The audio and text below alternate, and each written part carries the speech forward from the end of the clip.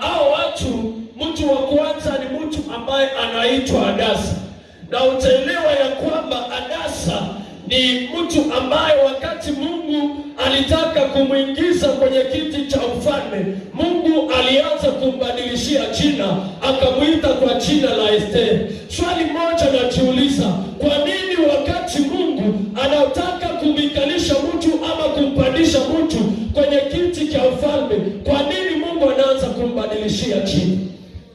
Nikiangalia Yusufu, wakati Mungu anataka kumwingiza kwenye kiti cha ufalme, alianza kumbadilishia jina, akaanza kumuita Safnat-Paneah. Najiuliza kwa nini Mungu anafanya jambo kama na hili. Ukiangalia hata baba yetu wa imani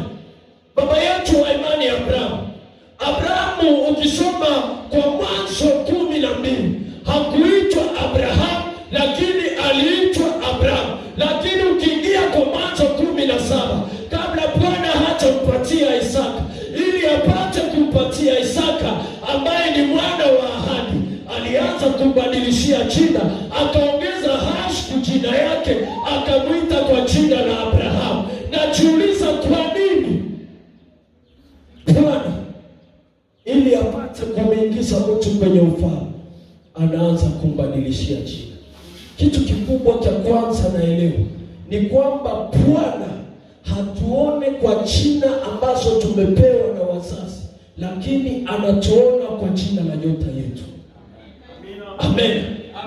Kitu cha kwanza, Bwana hatuone kwa majina ambazo dunia hii imetupatia, lakini anatuona kwa jina la nyota yetu. Kama tuko pamoja pepea hili, Mungu akubariki.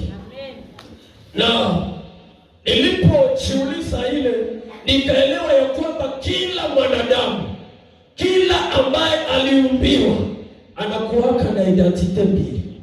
Identite ya kwanza ni ile ambayo wazazi wanatupatia.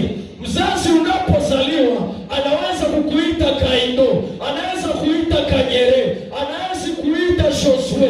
Ile ni jina ambazo wazazi wetu wanatupatia. Lakini ile identite ya kwanza inakuwaka na bei yake.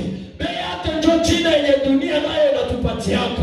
Dunia inaweza kukuita Karani, dunia inaweza kukuita Kordonye, dunia inaweza kukuita Zamu, lakini ile ingali identite ya dunia.